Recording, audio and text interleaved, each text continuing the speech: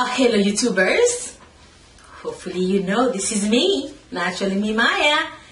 Today I am going to make the famous Haitian soup, which is soup jumu. I used to think the translation in English was pumpkin soup, but I found out it is called squash soup. This soup is very famous in Haiti. Actually, on the 1st of January of every year, every single person in Haiti that, I guess, attuned with holidays, they will be making this soup. Sometimes it turns into a whole competition of whose soup is better and all this thing. So this is huge, and I'm going to show you how to make that soup. However, before we start, I'm going to show you how to clean meat. Because if you have any Haitian friends, they may be kind of like reluctant to eat at people's house or people's houses, especially if they're cooking meat. Because let me tell you, we clean everything, especially meat. We clean meat so much that, Shaya, stop. We clean our meat so well, when we're done cleaning it, that meat doesn't have any taste to it until we add taste to it. So we use the very same model to clean all kind of meat. However, chicken, we add one more step to it. So if I ever decided to make chicken in this kitchen, I will show you how I clean my chicken. But to start up with, we will need sour oranges. Okay, I'm not really sure if you can find this because I don't think I've seen them in Walmart or Publix. But if you don't have sour oranges, you can always substitute it for white vinegar. So if you have white vinegar, it will do the same thing. And I'm so crazy, I might be able to use it all. And you definitely need some lemon. Lemon to clean. You know what is it? You know what? I always confuse lime and lemon. Where I'm from, they all lemon. So no judging, okay? Okay, so lime, sour oranges, or vinegar. And you need salt, of course. Salt kills everything. Salt and lime kills everything. And salt also preserves meat. And of course you need your meat. For this dish that I'm gonna be making, my friends love meat, so I'm gonna put a lot of meat on there. And you know, when I'm cooking for a whole village. So I bought like 2 packs of meat again at my local meat and produce place, because I support those little businesses, because we need to keep them alive, you know, so they can continue to exist. And also buy some, I believe these are like cow feet. Yeah, I bought some cow feet for the soup. So really good. We're gonna clean the meat. I know you guys have issues with, oh my God, don't use plastic stuff, use this. You know what? Don't say it. Don't say it. Use what's good for you. Whatever you see me do, if you want to substitute it for something that makes you feel more comfortable, do it. In this country, we have the right to do what makes us happy. Not always, but but really, guys, don't give me crap for this. As you can tell, I have glass, I have metals, and I have plastic. But I prefer my plastic because it's big. Okay, let me turn this around so I can have a little bit more space. Thank you, IKEA. Okay. And of course, you need all your knives and so forth. I have a cutting board. The first thing we're gonna do before you start cleaning the meat is really to remove the, we call them blanc. I don't even know what they call them in English, but these parts, these white parts from the meat, remove them. remove them, because otherwise it's gonna make your meat smell. So I'm gonna remove them. Maybe it'll be easier if I remove them with the scissors. So I'm not really sure exactly what. Oh, is my scissors broken? Oh my god! I think my scissors are. Oh, well, I think it needs oil. Well, we're gonna be using this then. So I don't know if you guys can see. I'm gonna remove all the white things from the meat. So what should left is the pure meat. And one thing about we Haitian folks, if the meat is not cleaned properly, we can tell at the very first, actually before we even taste it, it has a smell, an under smell to it that you may not realize, but it has it.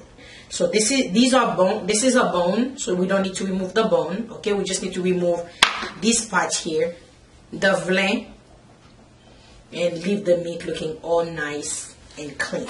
Okay, so I'm gonna do that for all the meat, and then I'll come back and we can wash it together.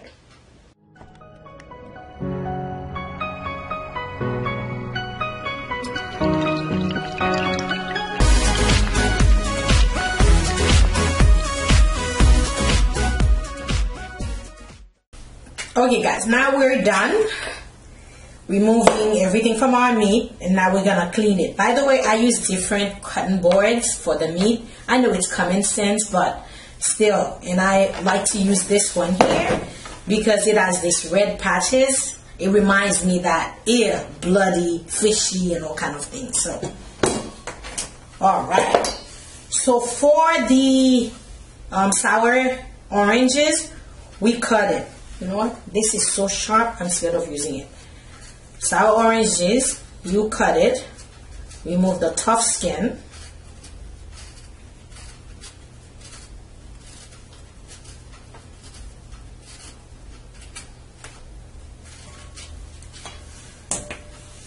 This is what it looks like, and you cut it. Okay?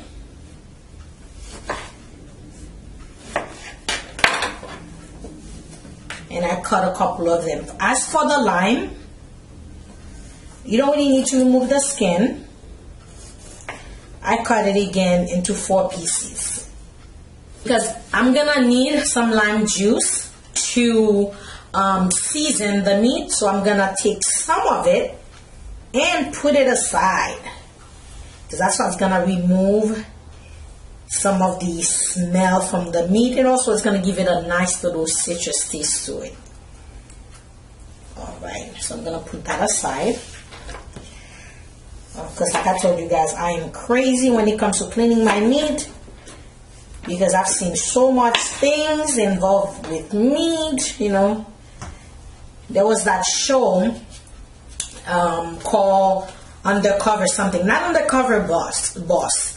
It's someone that went undercover to see what people were doing. Let me tell you, what people do with meat is crazy. There was one episode where the guy actually peed in the ground beef. That always stuck with me.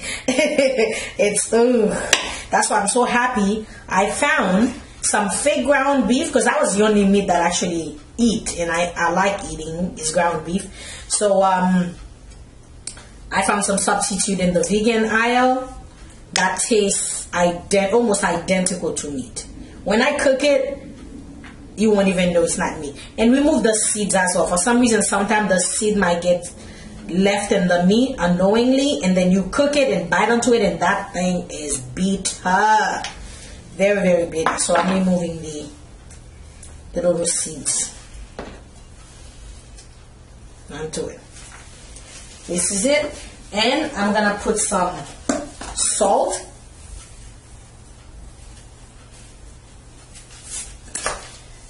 And my crazy self gonna use some white vinegar because I want this meat to be clean, because I don't know where it's been. Then you take your meat and you clean it. Each one of them, no exception. Show you what I'm gonna do to make sure they all clean. Rinse my hands.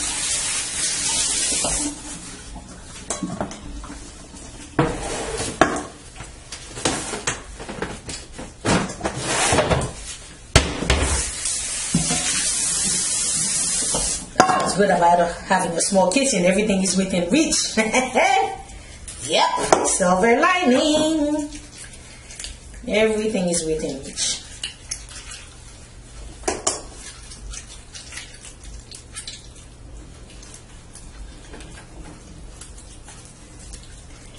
Okay, so you do that for all the meat, and then you rinse it, then you season your meat. Now, one thing I'm gonna tell you about seasoning your meat. A lot of people, you know, they're very keen on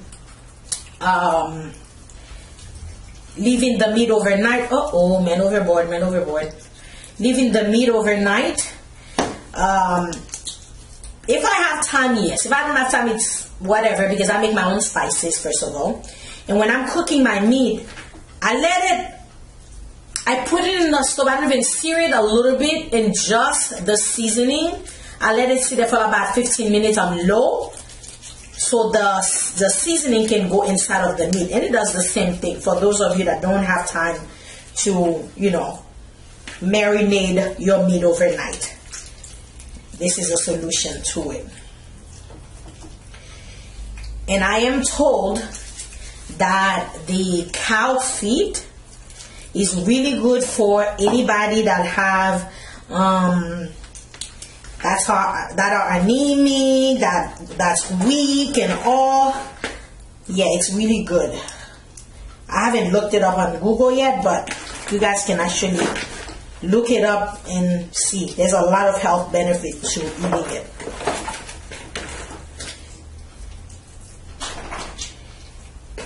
Okay, so when I'm done, I will rinse it off, and then we're gonna season it together. Okay.